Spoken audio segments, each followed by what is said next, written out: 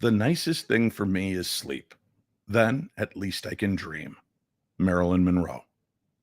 A dream, by definition, is a series of ideas, emotions, and images that occur in the mind when you sleep. But are they more? Do they lead to an infinite multiverse of experiences, or are they nothing more than the brain working through stresses, concerns, loss, happiness, etc.? Some say that the dream world is the opening to the other side. And then in those states, we're straddling death and life, our mind and soul truly free. But is it without consequence? Is there danger lurking from this supernatural path? Tonight, we explore these concepts and more with our guests Samantha Fey and Chris Fleming, plus a brand new Upon Further Review with Jason Gowin covering the sci-fi horror thriller Dreamscape. All that and more on the best in paranormal programming. This is the Paranormal 60 with Dave Schrader. I'm not gonna stand here and listen to this baloney. You won't know. He doesn't stand for baloney.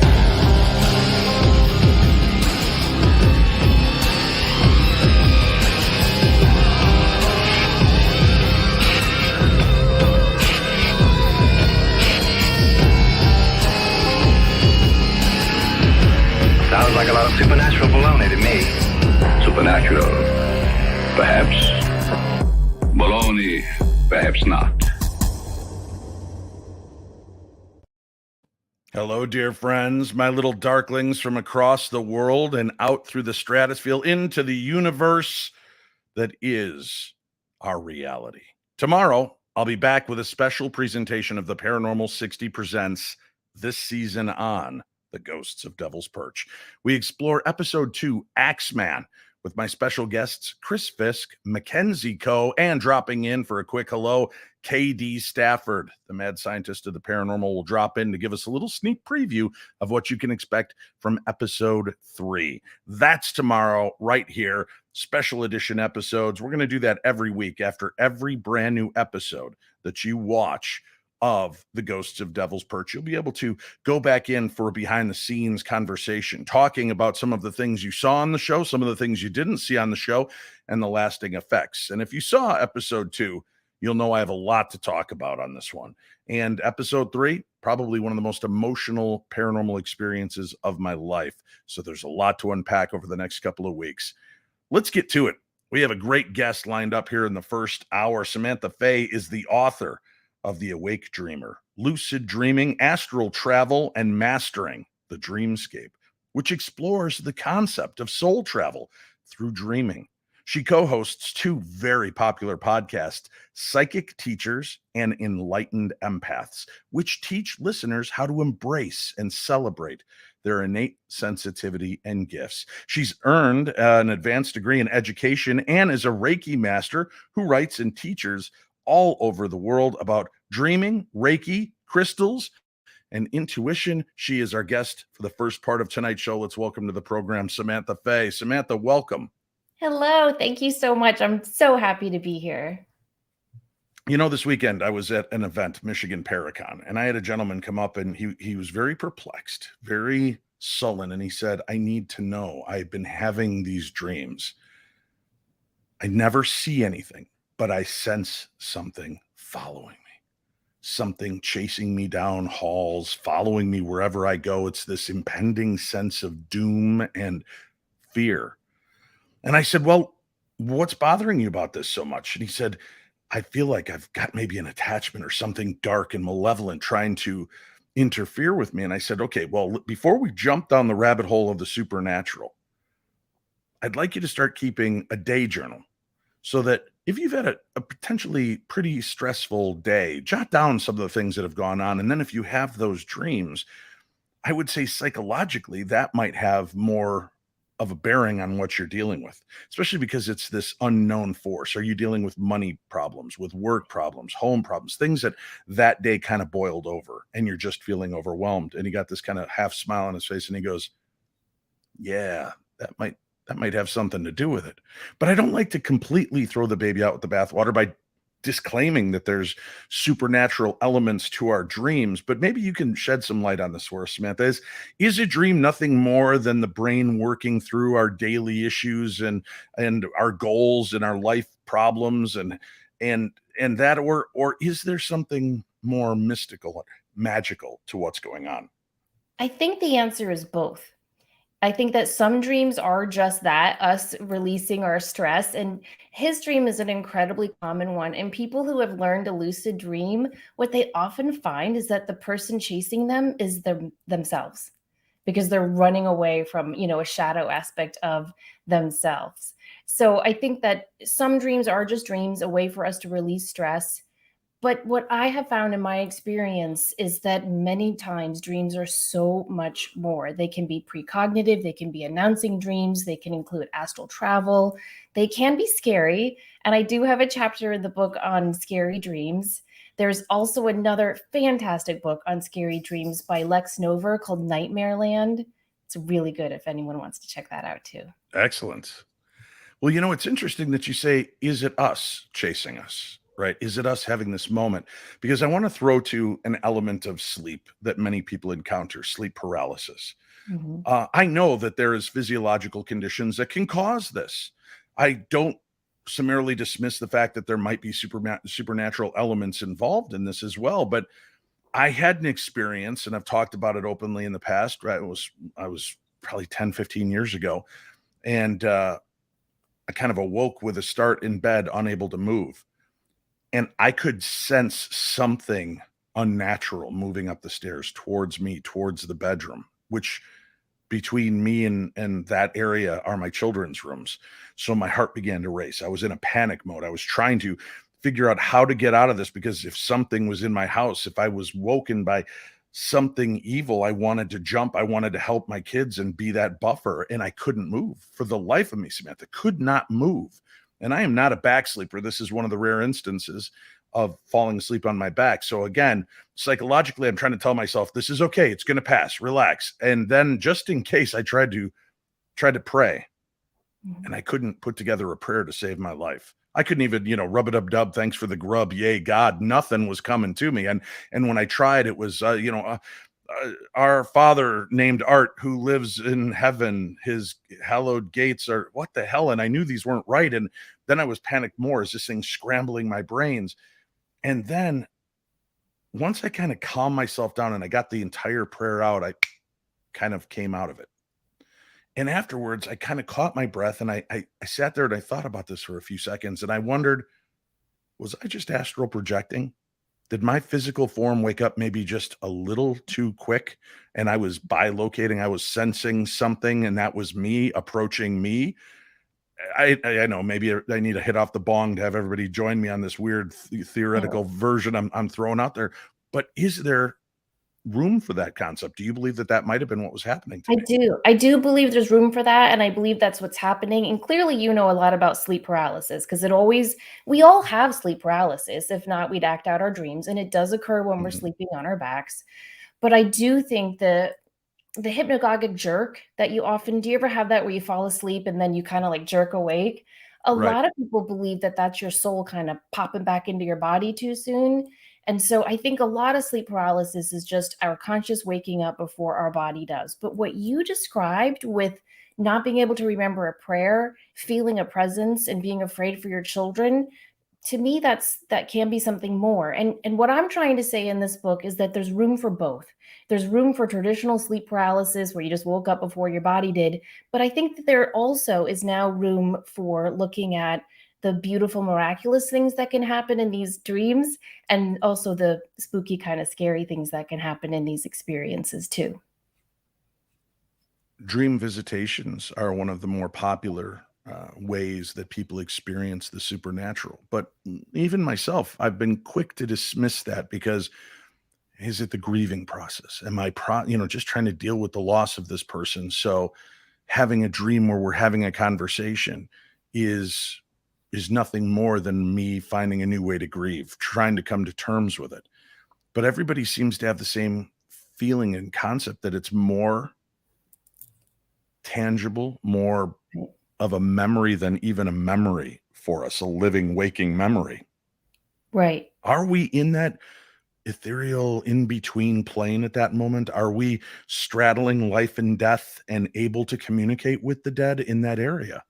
I believe so. And I do think when we're grieving, it's incredibly hard to have a dream visit. And so if someone has recently lost someone and you want a dream visit and you're not getting it, you can always ask your loved one to come to a friend who's not as heavy in the grief process to visit. But I'll tell you, I was doing a reading years ago for this woman, and her husband came through and he said, "Tell her I'm sorry for scaring her in the dream." And so I repeated the message and she said, "Well, he should be." And she got super upset. And I said, "You got to tell me what happened." And she said, "I woke up in my bed, but I knew I was still sleeping. And I saw my husband coming down the hall, but his skin was falling off. And I was terrified." And Hmm. I said, "Oh my gosh." So I asked the gentleman in spirit, and he said, "In order for us to come in your dreams, it takes so much energy. We have to learn how to recreate our form." And so he said, at that time, I was still learning how to do that, but I was so anxious to see my wife and let her know I was still alive, just in a different dimension. So I told her to go home and keep talking to him and try for another dream experience. Well, she emailed me a couple of weeks later and she said she was in her closet and she was smelling his shirts, because she was missing him, and she couldn't smell him anymore. And she started to cry and she said, "I just wish I could smell you." And she heard a crash in her bathroom, and she had kept all her perfumes in a circle around his one bottle of cologne. His one bottle of cologne fell, didn't knock any of the perfumes around it, crashed and spilled. And so she was able to smell him. To me, that's proof that that was a dream visit, and he did learn how to eventually come and visit her in her dreams. Also, dream visits, not only are they realer than real memories, as you said, they usually will have a purpose. So, for example, my mother-in-law appeared to me in a dream in 2012, and I woke up. Very often when you have these dreams, you wake up and you're in your house, but you're dreaming. It's a form of Hmm. lucid dreaming. And Right. so I woke up in my bed and I go out into the living room because I heard a crash. And it reminded me so much of that aunt from Bewitched who used to always like crash into rooms when Oh, she sure. messed Aunt up. Edna, wasn't that it? Yeah, something like that. Right.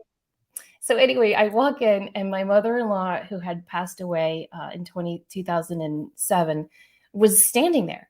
And I said, "Maggie, oh my gosh," I was so excited. And she held my hands and she said, "Listen to me carefully. I don't have much time. Coming into your dreams took so much more energy than they told me, but it means nothing. Do you understand me? It means nothing." And a couple of days later, I found a lump in my breast and found out I had breast cancer. But knowing that in that dream, she kept saying, "It means nothing. You're going to be okay. It means nothing," got me through that process. And thankfully, I'm Mm. completely fine today. So normally dream visits come with pretty profound messages. Sometimes it's just, "Hey, I'm okay. I made it." But very often it'll carry a very important message. I know with mine, my grandfather coming back to me dragged me back out of a very dark place.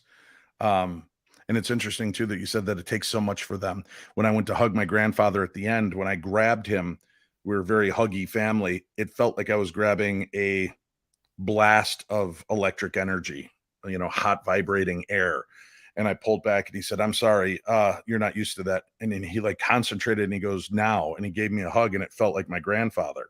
Wow. And I pulled back, but it's interesting that you say these things, having not talked to me about this aspect before, that those moments seem to line up. And it did take me out of that. People are so worked up, Samantha, that, well, Dave had a visitation. Why didn't I? Why, Yes. why hasn't she come through to me? Why hasn't he come through to me? Do they hate me? Are they angry at me? What is the best answer you have for people that are struggling with that concept? I don't think there's one answer. And I just want to say, as spiritually tuned in as I am, my father passed away in May. I have yet to have a dream visit from him.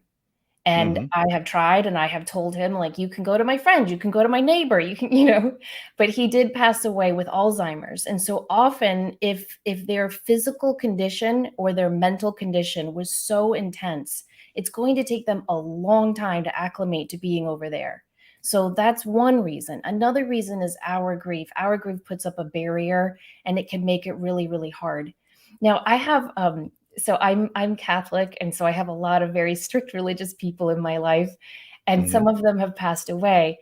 One of them came to see me and said, "I don't want to come see you because then it proves what you do is right." But I'm okay. I So like it. sometimes they don't want to come through because they're so kind of fixated. Even on the other side, we don't change. It's not like, we're given a harp and halo in cloud nine, right? We're the same people we were on earth on the other side. So if your parent was a minister who was like, read every word of the Bible as though it were, oh my gosh, I was just about to say as though it were gospel, but you know what I mean. They're Right, I they're not like it. gonna they're not gonna change on the other side. And so there's so many reasons, but you can always tell them to please come to me in a dream, but you can also give them permission to come to someone else. If there's a mutual friend, a cousin, someone who's not as intensely grieving, that tends to work. Interesting. It's interesting to me that you say that, that's harder for them. For the longest time, at least 17 years that I'm aware of, I've thought that that would have been the easier way for them to make their presence known to us, because becoming corporeal and something in front of us, standing here in my living room, seems like it would muster so much more energy. But Yeah. you say the dream zone is even harder. Yeah, I would say it's just as hard. And I think they don't often appear to us in that physical way because it would terrify us. I mean, let's be honest, right? Even if it's, your mom or your dad, you're going to be like, oh my gosh. And sometimes in the dream, it can be the same thing. And Mhm. so that's why often asking for a specific sign can be really, really important. But that can be tricky too. Like let's Right. say you ask for a cardinal. Not every cardinal is your grandma saying hello. And so you have to be What? really careful. And no. You've gotta have that sense of discernment. But that's one way. But think about if you're such a great father, you have so many children. Imagine if you moved to the other side of the world. Let's say you're in New Zealand Mhm. filming a new show, right? Wait, You let would me miss your imagine that right now. So far away from all those obnoxious teenagers. That's a dream come true right there, to be honest with you. No, you would want to let them know that you made You're it to right. New Zealand and you're okay. So just remember that your loved ones in heaven, they have as much motivation as you do, but they're going to wait for you to be ready in terms of the level of your grief, and they're going to wait for themselves to be ready too, because they have to learn how to interact with our dreams. They have to come into our energy field. And so it's almost like how Rumi said there's a field out there beyond all this nonsense. I'm misquoting, but he said, Mhm. "Meet me there." It's kind of like that. There's this place I feel between our world and theirs where we can meet in the dream state. Again, the book we're discussing, The Awake Dreamer, a guide to lucid dreaming, astral travel, and mastering the dreamscape. How how do we differentiate between having a dream and astral projection? I was often told growing up that when I fly in my dreams, I was actually a form of astral projection. And I would also realize that when I had flying dreams, they became more lucid, because as the dream progressed, I became more aware of the fact, oh, shoot, this is a dream. I'm Right. flying. I took advantage of it, but I'd noticed that my height kept dropping the more I was aware of it being a dream. And so I could Mhm. still fly, but I was like 3 feet off the ground, right? So not as exciting, as soaring over the mountaintops. But how do we know the difference between it just being a very, vivid dream and a lucid dream? Well, I think that when you're having a very vivid dream, and it's just a dream. Mhm. There's going to be metaphors in there. You're going to be searching for a room in your house you didn't know you had. There's going to be all sorts of typical Jungian archetype things, right? When you're having a lucid dream or an astral travel dream, if it's lucid, because you're aware that you're dreaming in the dream state. If it's an astral travel dream, you'll know because you're going to be aware of different dimensions and different things going on around you. I believe that we all astral travel when we sleep. I really, really do. Now, astral travel, if you want to do it in a conscious state, that's a completely different thing. And I recommend everyone go to the Monroe Institute for that. But I think that when we're dreaming, we are all astral traveling naturally. Like I said before, with that hypnagogic jerk, I think that's kind of evidence that our soul is really leaving our body. And because when you wake up, you remember the dream so clearly. It's chronological, it's vivid, it's in color, it has a purpose. It's not just kind of silly or flippant. Sometimes there's music that accompanies it. Oftentimes you might be with someone like your guide, or you might have a shared dream experience where you see someone that you know in your actual life, and then you tell them about the dream the next day and they say, I had the same dream, I saw you too. That's, I Dreamscaping, mean, right? That's yeah, entering each other's dream realm. yeah. I think that is such proof that we're astral traveling when we sleep. I've often talked about the fact when people tell me that they're nervous, they wake up and they see beings in their room, especially surrounding their bed. I've said, let me ask you a quick question. How quickly does the fear subside? And they're like, it's really weird. It's pretty quick. It's like shock and awe that there's something around their bed, and then they kind of just roll over and go to sleep. Now I said, now Samantha, if you wake up and Dave Schrader standing at the end of your bed, you'll be like, what the? And you don't just go, oh, and roll over and go to sleep, right? That's there's something unnatural about that. If I've often wondered if these beings that we see are more there for protection for us, especially because if we are astral traveling, are these our ancestors, our guardians, our angels watching over the most vulnerable state for us? Yeah, I do think that happens a lot. I do. I think that we are almost always accompanied by a protector force. But again, Mhm. like I said earlier, I do think sometimes these shadow people, these other watcher things that people feel, you've got to go with your emotion. Sure, the first response you're going to have is fear, right? Anytime an angel appeared in the Bible, what's the first thing he or she said? Fear not, do not be afraid. So that's going to be your Right. first reaction. But then if that fear stays with you and that shadow thing stays the shadow and doesn't form into this glowing guide, then this is not a good experience. All That's right. when you call on the guides and the angels. So I think there's both things that can go on. Donna says, I have the hardest time trying to astral project. I seem to have a tether in my abdomen that pins me down. What do you make That of is that? that is your cord. So if you've ever talked to people who astral project consciously at will, they talk about a silver cord that connects us, like an umbilical cord. Most people have it in their stomach, similarly to where our actual umbilical cord was. Mhm. Sylvan Muldoon, who wrote one of the first books on astral travel, he saw his right at his third eye. But most people do see their silver cord in their abdomen belly button area. And so it does take a long time. If you want to astral project consciously when you're in the awake state, it takes a lot of time and practice and intention. Oliver Fox wrote one of the best books on astral travel, in my opinion, and it took him 7 years of trying every night to astral project. So I would say to her, do not give up and keep trying. And if you're focusing on it that much in the daytime, in your waking time, it's going to happen more often in your sleep state as well. All right. A special power asks, are these experiences important in our soul journey? I think that they are incredibly important. First of all, remember that we spend a third of our lives sleeping, right? So that's a huge chunk of our time. Only a Secondly, third. You're slacking, Samantha. I'm up to half. I doubt that. But you have to think about some of the things that come to us in dreams. I mean, people have recalled past lives that have Mhm. explained a difficult relationship in their life. Other people have encountered, their grandfather and just pulled them out of a dark time. I have these recurring dreams where I'm around a very boring, basic conference table, and my whole little team of guides are there. And they basically tell me what I'm doing wrong or what I need to do more of. But it's like we have this check-in where we go over my soul plan. And I think we all do that. I just don't think we all remember it. One of the recurring dreams that I've been having since COVID started is I'm in this like movie theater with a person, and their team of guides and angels are around them, and there's usually me and at least two other people, like living people. And I know the person is a living person, and they're going through a very, very dark time. And the guide is giving them kind of like a life review to help give them courage to continue on. So I Oh, think we that's have beautiful. these check ins all the time, and we just don't consciously remember them. But if we learn to record our dreams, talk about our dreams, work with them, remember them more on the daily basis, you will remember them. But something my guide said to me, I had a period where I wasn't remembering my dreams, and I was very, very upset. And I eventually had a dream, and my guide was saying to me, don't worry if you don't remember your dreams, your soul remembers.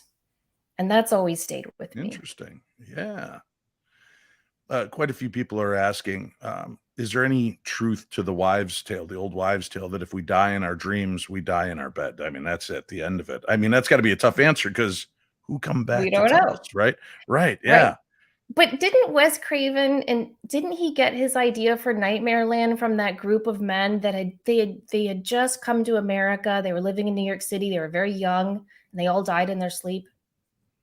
Well, yeah, there was a sect of gentlemen. Well, it was a village, if I remember correctly. I'm trying to go back. I've heard so many different stories, but Me he had read too. about these guys that were terrified to go to sleep. They were terrified because they were afraid they weren't going to wake up, and many of them did. They passed away and in their sleep, and that kind of spurred the image. The actual title "Nightmare on Elm Street" came from the headline when Kennedy was assassinated, as he was assassinated on Elm Street. Um, but yeah, tying those two, horrific moments together is what kind of Together. spurred it on. Yeah, it's fascinating, right? What is it? What is it about the dream world and reality? Is there any inherent danger to this? People are afraid of supernatural attachments going into haunted locations, Samantha. What about dreaming? If we leave our body, if we willingly give up the vessel, does it allow for things to enter?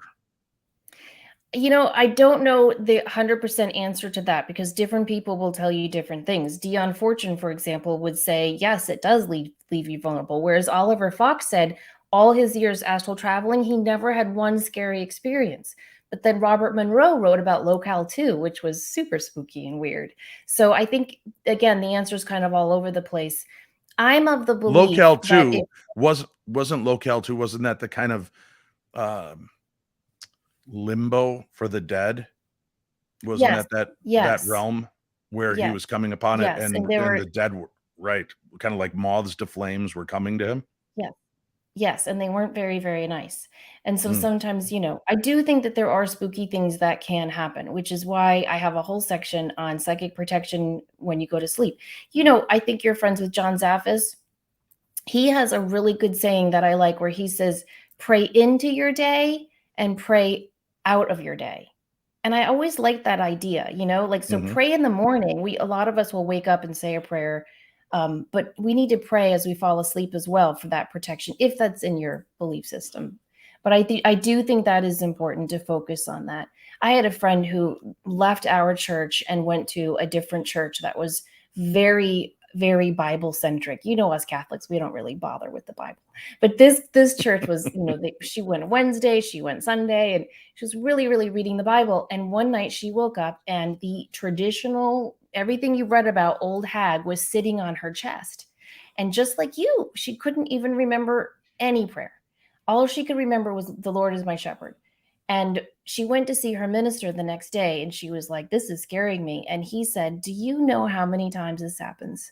Someone Mm. starts to renew their faith. Someone starts to get, very, very involved in a church, a synagogue, a temple, whatever it is, and the dark side tries to come and scare them away. And I think you see that time and time again. I'm not You saying y there's, go ahead. Right, no, that you're right. You're not saying that if you're walking that line, it's going to impact or affect you, but it Right. can. Right. I know we only have about 2 minutes left together. There are 2 famous stories, the Red Barn ghost and, the Greenbrier ghost. These spirits that were murdered, and they came back through dream form to their mothers to solve their own crime and murder, and you talk about kind of a scary story in your book regarding that. Before we let you go, can you relate that story for our listeners? Yeah, are you talking about the, Teresa Basso one? The I one believe in so, yeah. Chicago? Okay, yeah, Mhm. she was murdered. She was a respiratory therapist in Chicago, and she was murdered, and the police could not solve it. Another woman who, this Teresa was a Filipino, and this woman was also Filipino, also worked at the same hospital. I find that fascinating because I think we can have shared dream experiences with people for whom we have a lot in common. And Mhm. she had a dream and it kept recurring and recurring and recurring where this poor deceased murdered woman told her exactly who murdered her. They went to the police and the police were like, okay, we'll look into him, but we need more. She had another dream where Teresa told her exactly what to do. She said, ask the guy to the guy's girlfriend if he got my jewelry. And that's how they were able to actually arrest him and put him away. Dreams. What a powerful experience. Samantha, our time is up, but only briefly. We'll have you back, and I'd love to talk more about dreams. And maybe we can even open it up to have some of the viewers jump in and Oh, I would ask love that. questions. Would you do I'm that one for of us? the weird people that loves to hear other people's dreams. So I would totally Awesome. enjoy that. Well, let's definitely do that. Maybe even as a bonus episode, we'll get together on an off night and do that. Again, folks, get the book. The book is out, The Awake Dreamer, a guide to lucid dreaming, astral travel, and mastering the dreamscape. We have a link for that in today's program guide and a link to Samantha Fey's website as well. Samantha, thank you so much for being here with us. Thank you so much. I just love you so much. I've been listening to you forever. Thank you for having me on. I appreciate that. Thank you. All right, folks, we've got to take a quick break. When we come back, it's upon further review. Our buddy Jason Gowin is back with us, and he's going to take a look at one of my favorite movies from the 80s. Does it hold up? He's never seen it. We'll find out when we return right here on the Paranormal 60. Haunted Magazine, issue 35, is out 6th September, featuring the feminine macabre, vampires, the Gold Camp Road, Jamaica Inn, ESP, Australia's spookiest spectres, Richard Estep investigates Shepton Mallet Prison, the Roswell incident 75 years on, The Burden of Lizzie Borden by Sam Beltrusis, the seminal Ghost Watch hits 30, plus an in-depth chat with ghost hunter Barry Guy. Order in print from the Haunted Magazine website or visit WH Smith in the UK, Barnes & Noble in the US, and outlets in Canada and Australia. Also available in the app stores. And remember, don't be normal, be paranormal. Hey, it's Chris Jericho here, just reminding you about the four-leaf clover. Chris Jericho's rock and wrestling Rager at Sea, the fourth voyage, leaving February 2nd from Miami to Great Stirrup Key, our very own private island. This is going to be the biggest and best Jericho cruise ever, with the biggest lineup, the most fun, I guarantee it. Come join us for the vacation and the party of a lifetime. ChrisJerichoCruise.com. Cabin's still available. I want to see you there.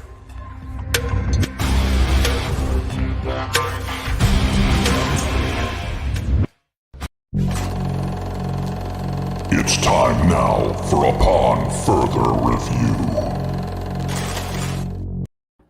All right, my friends, we're back. Jason Gowin is here. He is one half of the team from the Parents Lounge podcast. He is a very popular podcast, as a matter of fact. And Jamie and Jason are taking their act on the road. They're going to be doing a live show that people can go see October 14th and 15th at 7 p.m. at the Sayre Theater. And you can get tickets at BradfordCountyMovies.com. $25 pre-sale for adults, $23 pre-sale for students and seniors, or you can get $28 at the door, $26 for students and regular prices as well. You see all the information. We'll have a link up for that on today's program guide. Jason Gowin, welcome back to the program, sir. Hello. All right. So this morning I was like, buddy, I need you to watch a movie. And I was so pleased you had not had a chance to see this. This was one of my favorites. And it is a truly cool, weird, bizarre movie, at least from my memory banks. So before we go too far, let's let everybody see just a little taste of what I sent you to watch today. Sure.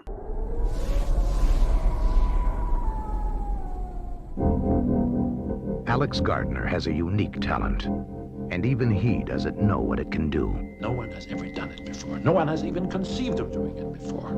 Going into another person's dream. You might have to see that to believe it. He is about to enter a world that no one has ever seen before. The world of your dreams.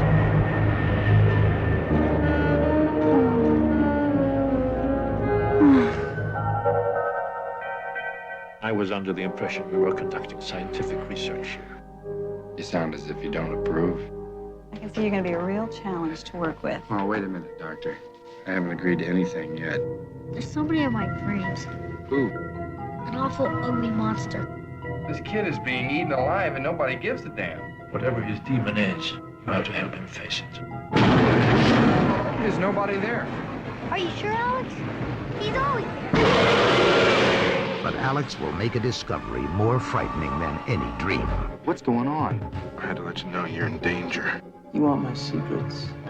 Just want some advice. I'm afraid he has to be killed. I'll assign some men to you. I think I should deal with this on my own. And now, his only way out is to go back in to the dreamscape.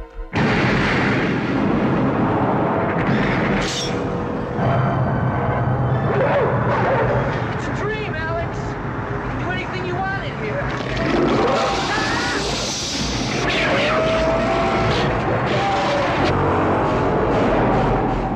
Dennis Quaid, Kate Capshaw, Dreamscape.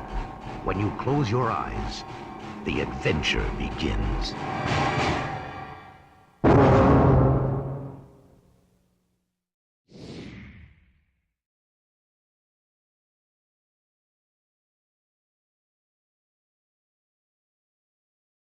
All right, it is out and available through Scream Factory on Blu-ray and DVD. Check it out. All right, Jason, no pressure, but you are about to dabble into the field of one of my all-time favorite sci-fi horror movies. I'm up to the challenge. All right. Will this movie cause you nightmares because I forced you to watch it today? Well, it's not me you have to worry about. My wife also sat down, and now there's ground for divorce. Oh, jeez. But She's with like, a movie poster that looks like it's ripped right off of Indiana Jones. including his leading lady from the other film. Yeah, Kate Capshaw. There's a lot of characters. You've got George Wendt, who played Norm from Cheers, yes. Max von Sydow from The Exorcist. He's the Father Merrin. You've got Dennis Quaid. You've got more people that I can't think of names for right now, but there's a lot of cool Oliver people in it. Douglas. Oh yes. You mean Eddie Albert? No, he's Oliver Douglas. I just Green kept waiting Acres. I kept waiting for Mr. Haney to show up. Well, President Douglas, we got a problem here. There seems to be a snake man running around. A snake man, you say? Yes. And that is one of the reasons that this movie sticks with me, because snakes are one of my worst nightmares, or had been when I was a child. That movie, the special effects, you could tell from watching the trailer, maybe not up to 2022 standards, but it was just like that one time I took a whole bunch of mushrooms and passed out on my TV remote, and it just kept flipping the channel every 30 seconds. It was literally the 80s version of what Doctor Strange and the Multiverse of Madness should have been. Like every second there was like a new cameo or a new monster. There were devil dogs. I mean, it was all over the place. I loved it though. I mean, for me, I appreciate the effort that was made in 1986. You were. All right. So Dreamscape, again, great movie. I believe this precedes the Nightmare on Elm Street Dream Warriors concept. Oh, I think so. Yeah. And a fascinating flick with that in mind. Again, we always rate this on a phantom scale. One phantom, maybe you'd be better off just watching your spouse's hair grow. 5 phantoms. This movie is Exorcist. This is right at the top of the supernatural, weird, paranormal top echelon. Where would you stick Dreamscape? So for the fun factor, I'm gonna give it a 4. I really enjoyed the movie. I thought it was a lot of fun. You have to go into it knowing that there's a camp factor, but if you remade that movie today with today's special effects with that same story, you could make a killer movie. Thanks, Jathan. We appreciate it. Wow. The Serpent Man has spoken. And he was ripped straight out of He-Man. I mean, he was like yeah. So you give it 4 for that. I have a feeling that there's a lower grade coming for another aspect of this movie. Yes, my wife gave it a solid 2. And when my wife doesn't swear. Wait a minute. Never use the word solid and 2 together. Or maybe that's the reason you needed to. No, I had to. My wife was like, "What the hell are you watching?" Which is great. This was only the second movie in history to garner the PG-13 rating. Did you know that? I did not, because Dun, I dun, had dun. never heard of the film until today. Well,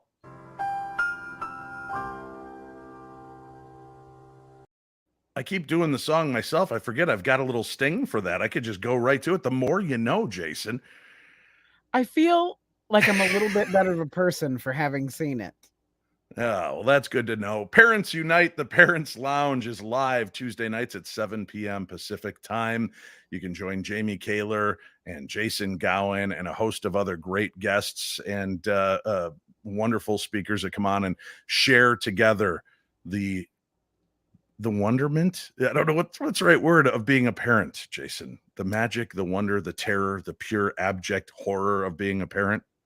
It's all of those things and more. It's actually the movie. Dreamscape is just basically a day in my life. Excellent. And there is a link on today's program guide for you to find the Parents Lounge here on YouTube so that you can watch along every Tuesday night. And they do other bonus episodes. So make sure you subscribe and keep up to date with the boys and what they're doing. Jason, I promise next time I pick the movie, I'll have your wife in mind for it. No. No. Oh, yes. Check out the Parents Lounge live stand-up comedy show.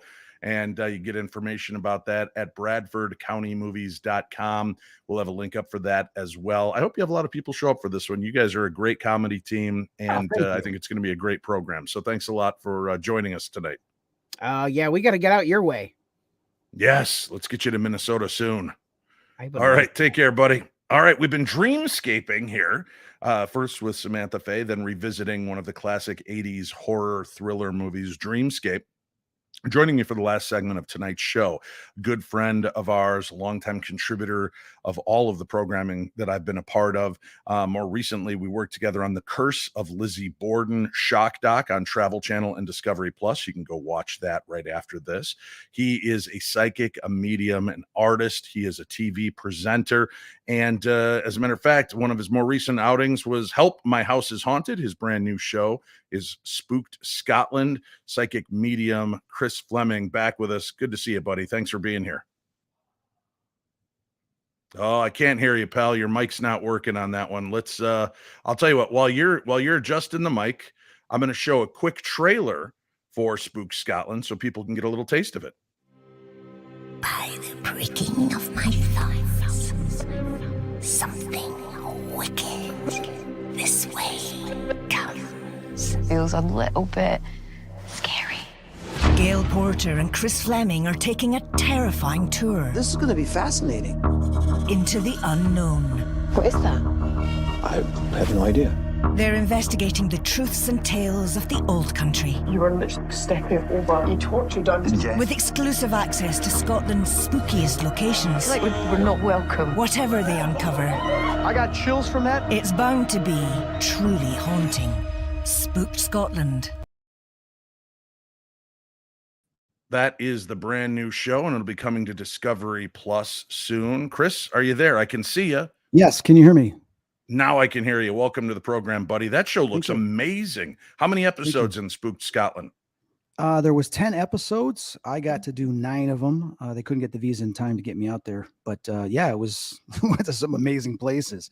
And it's going to be airing on Discovery Plus in the USA starting September 23rd. They're going to drop, from what I understand, 3 episodes. And then they should be playing a new episode every week. Awesome. We'll have to get you and Gail Porter on here together and visit. It's been a long time since we've had the two of you together. Tonight, we're talking about dreams and the supernatural. Right. And I'm wondering, in all the years that you've been doing this, especially as a psychic medium, what is your take on the dream world and the paranormal? Well, there's a lot. And the one thing is, I put it to you this way, we're greater than our physical body, and consciousness is what the soul is. And the vessel is a form of energy, but it's basically consciousness that drives it. We are not restricted to this body. We're only restricted to this body when we're in the waking state. And during that waking state, we're obviously having experiences that we take with us once we pass on. But our true self, you ask anybody that has had an out-of-body experience, near-death experience, and come back, and they'll tell you that their true self is when they're outside of the body. In a lot of paranormal encounters, when we talk to ghosts, when even in other countries, they say they're free from the physical body. So they can fly around, they can go wherever they want. And it's not just within obviously the afterlife, there's other dimensions that they can visit as well. What I found in my experiences, my own personal experiences, and then people I know, is that when we go to sleep, sometimes we leave our body and we travel, called the astral travel. You call it out of body experiences, and we'll go places. Sometimes we just go to certain dimensions that we create with our own manifestation of the power that we have. Sometimes we'll go in between places and meet loved ones or meet our guides. And then sometimes we'll just go off into certain places. We don't know how we got there and why we're there. And we encounter sometimes even negative entities as well. So I've had multiple experiences in those types of vein. I've had this series of dreams throughout my life where I'm somebody else. I can see myself. I've got brown hair kind of swept off to the side. I feel like it's maybe the late 50s, early 60s with the style car I'm driving, the clothes I'm wearing. But I'll notice things, especially like if I'm driving and I look up in the rear view mirror, there's this moment of shock, like I'm looking and I know that's me, but I know it's not. And I've often wondered, am I getting a glimpse into a past life? I've even tried thinking to that self in a lucid form, write this down. Dave Schrader, write this down, write it in a journal, get this out there, because I want to see if I can come upon somebody that had these dreams in the 50s and 60s that I might be tied to. And I've been trying to do that for a while. Is that too obscure? Or do you think that supplanting those memories in our past lives could reflect in a kind of Back to the Future time travel loop? Well, I mean, we have multiple lives. When I've looked at people's, they call it the aura. I don't really like to use it. I look at your life spectrum. Your life spectrum, which is various colors, records all your experiences, not just this life. We're talking about all experiences from other lives, other places. It's all recorded in your energy. And what happens is when you come in contact with people, sometimes that energy spreads out and it shows what's similar to that person that you're right in front of and what's not. And I saw people where their energies were connecting and some was retreating. But, you're talking about a story, and I want to share this one story. I just remember this. When I was in grade schools, like 7th, 8th grade, I went to a Catholic school, and we would sit on the bus. We had this long bus ride from Palatine to where I lived in Winston Knolls, and I would sit with some of my best friends. I remember Carl Leo was sitting next to me, and I said, Carl, we were talking about dreams and stuff like that because we had been doing the Ouija board and stuff was going on in my house, and we would do these. The Ouija board would tell us, spirits would tell us that we go into this dream state, close our eyes, and if we rubbed our temple in a certain way, we could leave our body and go to places. And we had these dramatic experiences. So I was telling Carl, I said, Carl, I'm going to try to see if I can get into your dream tonight, and you tell me if you have that dream too. So that night, all of a sudden, boom, I'm in this car, okay? It's like a convertible and the top's down, and I'm driving through this desert and I just see this road that's at the end, very similar like the poster of Close Encounters where we see the light at the end of the road, right? And it was around that time that movie came out. So that might have been why I created that landscape. Driving down towards this light, and Carl's next to me, and I go, Carl. But the thing is he's completely stiff. He can't turn and engage with me. He's just completely stiff. I said, Carl, oh my God, we're in a dream. I'm conscious of this present moment. I go, I want you to remember a number. The number's 5. And I keep putting my hand up like this in front of him. 5, 5, 5, right? Can you remember this, Carl? Can you remember? And then we get towards that light, boom, I wake up, right? Now I forgot about that dream the next day at school. But the day after, Carl sits next to me. And as he's sitting next to me, sitting to my right, which jogs that memory on my trigger, right? Oh my God, I had the dream the other night. I go, Carl, did you have a dream the other night and everything? And where I was sitting next to you? And he's like, yeah, I don't know. Okay, were you in a car that was going down a road in the desert toward a light? He goes, yeah, I remember I was going towards a light. He goes, there was someone sitting next to me and they kept putting their hand up doing this. Wow. Flashing the I 5 go, Carl, fingers. that was me. That was me, Carl. Yes.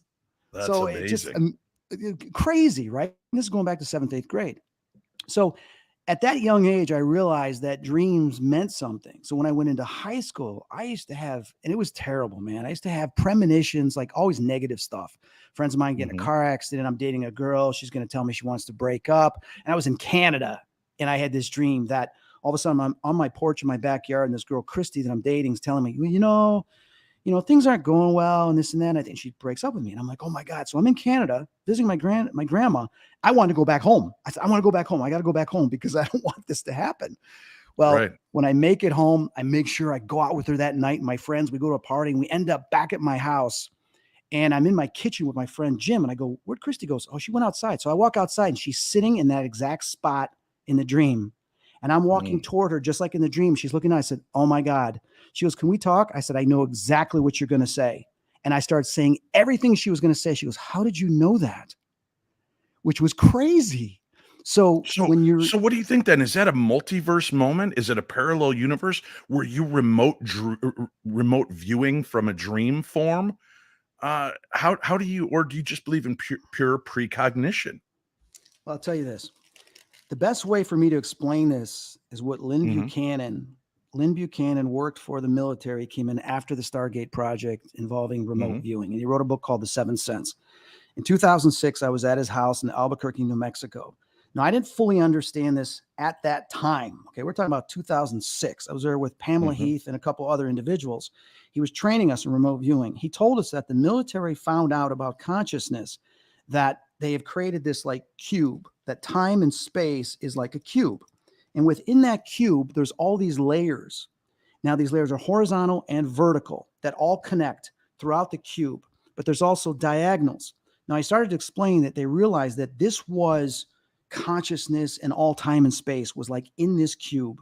And depending upon where you are, you can go back into alternate realities of yourself and other lives that have branched off from this life and created an alternate, reality, or you can go into the past, you can go into the future. So they were able to take their consciousness into this ether that was like a cube, and they would travel around to variances of who we are, past, future, or alternative presence. And what happens is they did that strategically. What happens with us sometimes when we dream and go out of body is we access some of these places and some of these places in between. So your question is, can we go into the future for premonitions? Well, we're not actually going into the future because, as we know, they say that time is all happening simultaneously. So we're going into that present of time where we're having that experience, but yet our present self hasn't had it yet. Then we could also go into alternate realities. We can go into the past. I've done that. I've gone into my past back in 1997, saw myself, thought I was crazy. And then when it happened in this time, which a couple years ago, I was like, oh my God, I really made it. So that's consciousness. But you're talking about the dream state where the body shuts down, our interactions with other people, which creates much more freedom for us to go around. The problem is we don't always remember it because the human mind, the human consciousness that is within this body has a filtering system, and it filters most of those travels out. Yeah, I know our time's getting away from us here, but I've other aspects I want to talk about. But in another time, Dave, you covered everything. Right. Astral projection. Do you believe that some of the things we perceive to be ghosts are simply astral visitors? I ask that because there are friends of mine that have worked at places like the Queen Mary, Eastern State Penitentiary, Waverly Hills, where they dream of going there and almost kind of being part of the world and seeing people in their ghost hunting and doing things and people reacting to them. And that set the ball in motion for me. Are these people that are working there that are so connected and feel that connection to that place, are they projecting themselves in and we're having false positives as opposed to it not being a true disincarnate soul of a ghost, but rather an astral projected form of somebody who's still very much alive? Well, I'll tell you two quick experiences. One, when I was in about third, fourth grade, a friend of mine, Bud Cole, was sleeping over. He knew about the ghosts and stuff like that. I woke up in the middle of the night and there was this glowing figure that was hovering just above him. And it was looking around like it was completely confused. And it was trying to figure out where it was. But I saw this perfect person. And when it disappeared and I called out for my dad and he came in and it was gone, I said it was different than a ghost. It was almost like a time traveler. And I wonder if that was me that had appeared to myself. Well, here's something else. After my father passed away in 2009, I'm like, I never really got to remember my dad playing hockey. I went to the games. I couldn't see over the boards, but I was never there to watch. I said, God, I always like to go. And then all of a sudden I have this dream that I'm seeing him play hockey when he was playing for Philadelphia or Boston. And I wasn't even born yet. And I'm seeing him come off the ice and all these newspaper people are coming up, interviewing him, some of the other players. I'm like, oh my God, that's my dad. That's what he looked like when he was young. And a voice says, you can't get too close to him or you'll disrupt the timeline. And I'm sitting there watching my dad and I get emotional because I wanted to tell my dad, Dad, I'm your son that you're going to have in the future. And I couldn't do it. But it was as if my guides were right behind me, standing me, allowing me to perceive this and see this. And for me, it was a remarkable experience that I got to see my dad before I was born, him, in his highlight of his career when he was playing hockey, just left the Blackhawks, won a Stanley Cup, and now he's playing for Boston. So for me, it was extraordinary. I never got to tell him that story because he had passed away. Talking about the fact of, are we projecting, one of the questions that came up that said, wouldn't that be interesting? Here it is. Courtney says, would our astral self have an EMF, an electromagnetic force to it that might be recognized by these tools? I don't know. I mean, I couldn't answer that. I mean, we do know. I would guess so, wouldn't it? Because we're energy, right? And that is an energetic form of us. Well, of course, it would probably affect the electromagnetic field. So the question is, when they say not to get too close to one another, Lynn Buchanan stated the same thing, is that when they went back to World War II, they were told not to get too close to certain individuals. The fact is if you have that life force getting too close, does it then start to disrupt and affect it? Like, hey, something's here. As we know, as mediums or investigators, when we feel something, our hair is static electricity. Could that affect it? Oh, of course, possibly. And when you look at the ether and people say ether doesn't exist, well, yeah, it does. Army intelligence already verified it, of all these experiments that have been done. And the ether is, like Bill Chappell says, it's electromagnetic field, but there's many different fields, not just the EMF field. So this ether that's all there reacts to past, present, and future consciousness, but also presence, because it's like a network, a software that the creator created to allow all things to exist, to be recorded, and to pass through. So your question, it's a great theory. And I would imagine it would have to be if it's on that grid system. No different than a spider that sends up a web. Other side of the room, you feel this little twang on one side, it knows exactly where to go. Well, that same twang could be you coming into a different time period that's affecting it in the consciousness of knowing itself. Like I did in 97. I knew myself. Oh my God, why is myself telling me not to play in a football game tomorrow because I'm going to blow out my knee? Oh my God, I'm going crazy. And I blow out my knee the next day, my PCL. So I was trying to warn myself, don't do it. But I didn't listen because that part of me was not aware of the future self being able to do that with consciousness. Amazing. And for those of you watching the live YouTube video, we are doing an experiment tonight. You'll notice my picture is nice and clear. Chris is pixelated because we are communicating him in 1997 through AOL dial-up, and I'm just now getting the connection through. That's why he's so pixelated. Maybe I'll just do this. Yeah, exactly. So here's something I'd like you to weigh in on, right? Because you are straddling both the reality of our world and the paranormal reality, the psychic world. Yeah. There was a story related to me by Dr. Andrew Nichols, and I'm sure you remember Dr. Nichols. And he worked with the American Parapsychological Society. And I asked him about his concept of astral projection and dream self and things like that. And he shared an interesting story. He said it only happened to him once, and that he was astral projecting and he became aware. So he was asking, am I projecting or am I lucid dreaming? And then he started to return home, and he floated into his home and floated up the stairs to his room and got up, and there he was laying in bed. And as he floated up over his body, the eyes opened and he smiled, but the eyes were completely black. Now, every horror movie thought in our brains, Chris, is ticking out the answer that this is some kind of demonic infestation. Yeah. But I've often wondered if the eyes are truly the window to the soul and he is projecting. yeah. Was the physical form just welcoming back the host soul, or was there something darker associated with this story? Well, it's possible. You study Robert Monroe, who created the Gateway, and the CIA did the Gateway analysis. And Robert Monroe talked about, he scientifically, wrote down and logged in every one of his experiments. And he was able to leave his body, go to various places, but then also he warned about parasitic entities that would follow him back, which in some cases, when we have sleep paralysis, we talk about having that other presence that's there. He warned about that.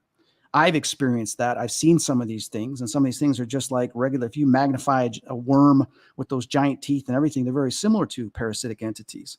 So we have these other organisms that exist in other dimensions that can follow our spiritual energy to different planes. But when I had my car accident in 2009, I started having out-of-body experiences 2010 because I would stop breathing because of the problems between my C1 to C7 would cut off the muscles to the esophagus. And there was one particular case out of multiple experiences I had where I opened up my eyes and I'm floating above my body looking down. And I said, who's that body? I go, oh my God, it looks like me. I said, oh my God. I thought it was disgusting. I didn't want to be in it. And here I am floating going, oh my God, this is what people say when they've had out-of-body experiences and they're conscious of it. And I realized I died. Why did I die? And a voice says, you stop breathing. So I start yelling at myself, breathe, open up your eyes, breathe, breathe. All of a sudden, my body opens up its eyes and it goes like this. And I shoot back into my body. As I'm in my body, I'm now one. I sit up, gasping for air, that last breath of air of life to come in and revive me. And it did. And I started coughing. I'm like, oh my God, oh my God, oh my God. I scared the hell out of myself, but I almost died. So that was one of multiple experiences where I stopped breathing and I left and then I came back. So that adds on to what you were just saying about Nichols, is that type of an experience. But my eyes weren't black, but I didn't want to go in that body, but I realized I had to continue my experience. We've got a link up for Chris Fleming so you can keep up with him and all of the great places he goes to visit, and opens up for public haunts so you can go investigate with Chris. You can keep up with him for his readings and his podcast. We've got all that information on today's program guide. Again, let people know how they can watch Spooked Scotland and when it'll be on Discovery Plus here in America. Yeah, Spook Scotland first aired in the UK, all 10 episodes. That ended, and now it's going to be released in America September 23rd on Discovery Plus. So if you get the app, you can watch it. And it's called Spook Scotland, but I think they're doing a name change to Haunted Scotland for some reason. So it's going to be called Haunted Scotland, and you guys are going to like it. Great. And we'll visit with you again as it's about to drop. We'll have you and your co-host, Gail Porter, try to join us on the show to talk about it. Chris, it's always a pleasure, my brother. Stay safe. Thanks, my friend. I'll talk to you later. Bye-bye, everyone. Thank you for having me. Hey, folks, I want to mention this real quickly as well. If you'd like to email me, dave@paranormal60.com. Chris has been having medical issues for a number of years and has kind of gone through every possible iteration. The only thing left is some experimental surgeries and things that need to be done, which goes outside of the realm of insurance and is quite expensive. We do have a GoFundMe set up for that. If you're interested in making a donation, 1, 5, 10, 100, whatever you'd like to do to help us get to that goal. He needs around $12,800 to have this surgery to help bring him some relief from the pain that he has in his neck. You can email me, dave@paranormal60.com. He is a brother to me. I love him dearly, and I would like nothing more than to help make sure that he gets to that goal. And yes, I know you're saying, but you're on TV. You make all this money. The reality of reality TV is we don't make that much money, and there is no health insurance. So in this case, if you could find it in your heart to help somebody, just email me and I'll make sure to send you a link for that. Dreams, projection, astral travel, and the supernatural, they cannot be easily defined or compartmentalized. They may all be separate things in a much bigger picture. What is undeniable is that the mind and our abilities are greater than we give it credit for. And the concept that we can bridge realities, temporal planes, and places of death doesn't seem so far-fetched when you hear theories and stories like we've explained here tonight. Listen to the dreams you have. Pay closer attention, and who knows, you may be the next to see proof of the supernatural that transcends simple explanation. Do not limit yourself by what others tell you is possible. Dreams are constructs of our own minds and abilities. Allow yours to be limitless. I'd like to thank my guests, Samantha Fey. You can follow her at her site at the link we provided in today's program guide, along with the link to get her book. And thanks to Chris Fleming for sharing his thoughts and beliefs on the subject, and for all that he does to further the studies and understanding of the paranormal. And thanks to my buddy Jason Gowin for always bringing the fun. And check him and his partner Jamie Kaler out on the Parents Lounge live Tuesday nights. Thank you all for visiting the Paranormal 60, allowing me along on your journey. May the darkness be just a little more light with the information that we share here. And tonight, do your old pal Dave a favor and dream a little dream of me. Remember, I'll be back tomorrow for a very special edition of the show. The Paranormal 60 presents this season on Ghosts of Devil's Perch. We'll be looking at episode 2, Axeman. My special guests, Mackenzie Coe, the young lady you saw in the episode, and Chris Fisk. We'll also be joined by Katie Stafford for a sneak peek of next week's episode. I hope that you'll tune in and check it out tomorrow. Same paranormal time, same paranormal channel. This is the best in paranormal programming, and I am your host on this journey. This is the Paranormal 60 with Dave Schrader.